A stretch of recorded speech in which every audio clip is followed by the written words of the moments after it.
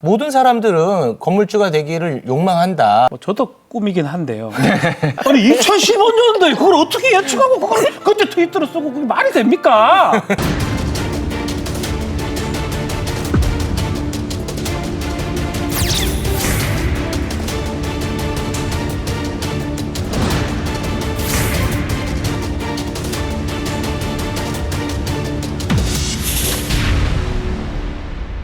네, 군 판사, 군 검사, 변호사까지 다 해보고 이제는 더 라이브를 통해서 연기자로 거듭나고 있는 더 라이브 전담 변호사 박지훈 변호사와 함께하겠습니다. 어서 오십시오. 네, 안녕하세요. 네, 반갑습니다. 네, 반갑습니다.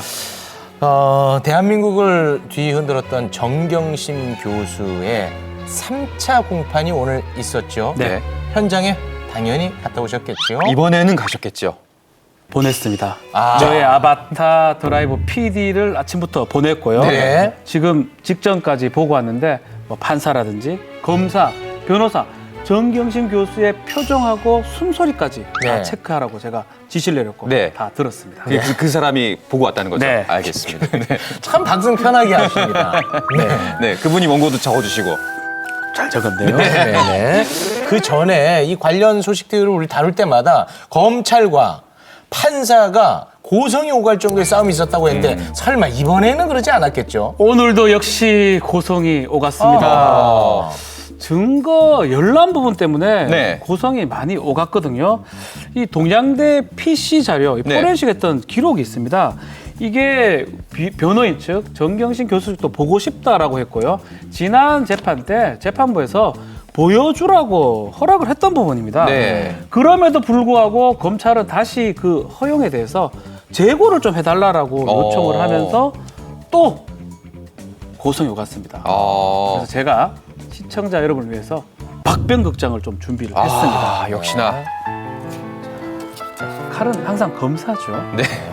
동양대 PC 자료에는요, 정경심 교수의 개인정보뿐만 아니라 다른 사람의 인적 사항도 들어 있습니다. 이거 유출이 우려가 됩니다. 판사님. 자, 방패는 변호사입니다. 네.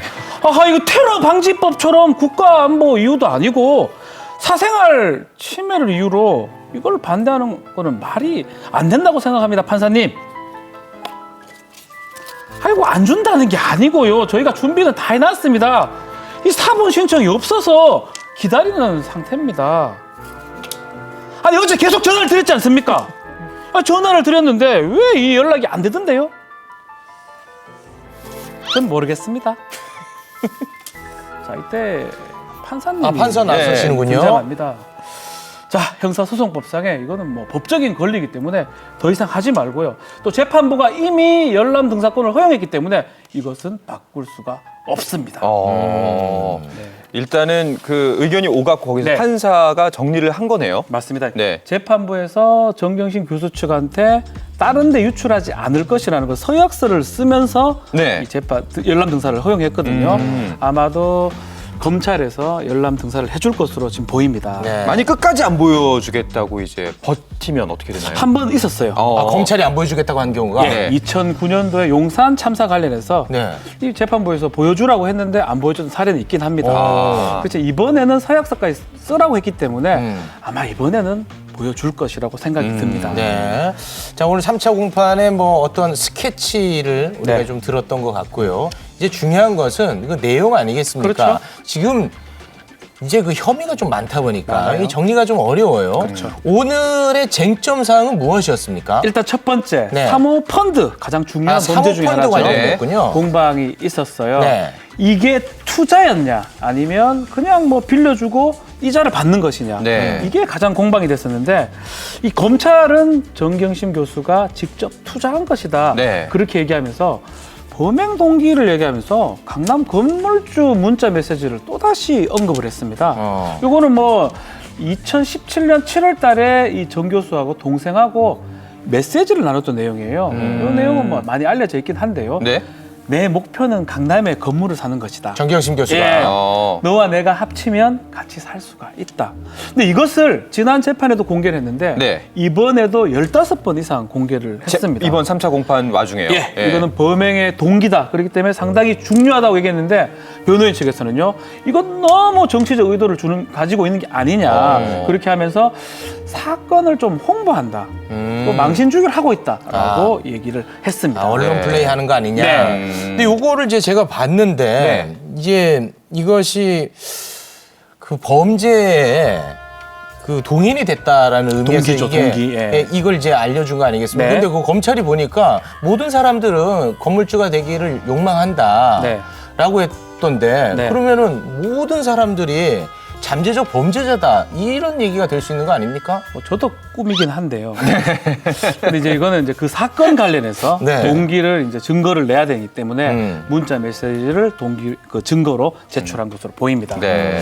또 오늘 공판장에서는 그 증거 인멸에 대한 이야기도 많이 나왔잖아요. 중요한 내용 중에 하나가 예. 증거 인멸 혐의가 다뤄졌습니다. 네. 또 여기서 동기 관련된 증거가 하나 공개가 됐습니다. 이거는 조국 전 장관이 2015년도에 자신 SNS 트위터 내용이 공개가 됐는데요. 그 내용이 홍준표 전 자유한국당 대표이긴 합니다. 아내가 숨긴 경선 자금 1억 2천만 원을 이번에 알게 됐다. 재산 신고를 의무화하는 게 공직자윤리법 위반을 피하기 위해서 계산된 발언이었다라고 하면서 이것을 지금 공개했는데 이 공개한 이유는 또 이겁니다. 검찰이 네. 이렇게 설명합니다.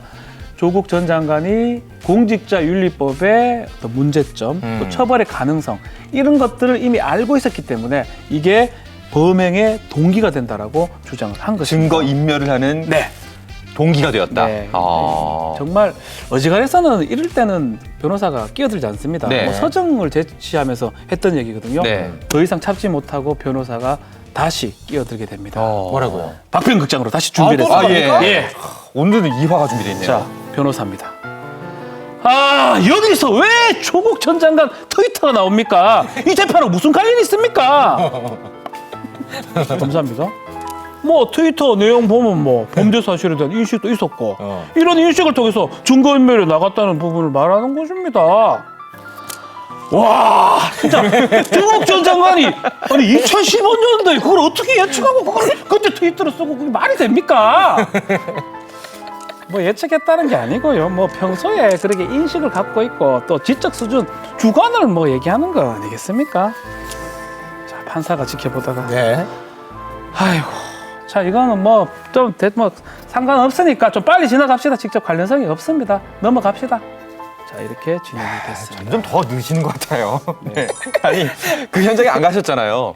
그 현장이 그려집니다. 네. 네. 숨소리까지 그대로 좀 재현하고 네. 있습니다. 예. 아니 뭐 검사가 범죄 사실을 밝혀내는 게 임무이긴 합니다만 그 연결고리가 제가 봤을 때 좀 그렇죠. 약해 보이는데. 또 이거는 네티즌들이 찾았던 거예요. 전 장관을 비난할 때 네. 뭐 내로남불 얘기를 했었잖아요. 조로남불. 네, 그때 네네네. 그걸 하면서 네티즌이 찾은 건데 이거를 증거 자료로 동기로 냈고요. 또 변호인단은 이거는 망신주기, 모욕주기가 아니냐라고 다툼이 된 겁니다. 저는 뭐 국민들이 이런 트위터를 갖고서 조국 전 장관 그리고 그 일가들을 비판하는 거는 있을 수 있다고 봅니다. 그렇죠. 근데 검사가 이거를 근거로 제시하는 건 조금 약해 보이는 느낌은 있네요. 저라면 뭐 내지 않았을 것 같은데요. 네. 일단 한 가지는 추측할 수 있습니다.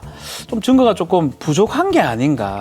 그래서 이거라도 내야 되는 상황이 아닌가도 될 수가 있고요. 아니면 다음 공판에 더 확실한 또 증거를 내기 위해서 또 까는 걸 수도 있고요. 그건 알 수가 없습니다. 아니 그렇다면 이번 공판에서 혹시나 또 새롭게 나온 증거 같은 건 없었나요? 의미 있는 증거는 하나 있었는 걸로 보입니다. 네. 김미경 청와대 비서관입니다. 이 진술서가 최초로 공개가 됐는데요. 청문회 당시에 조국 전 장관이 코링크 피의 측 자료가 없거나 줄 수 없다고 했던 기억이 난다 이런 진술을 했었어요. 네.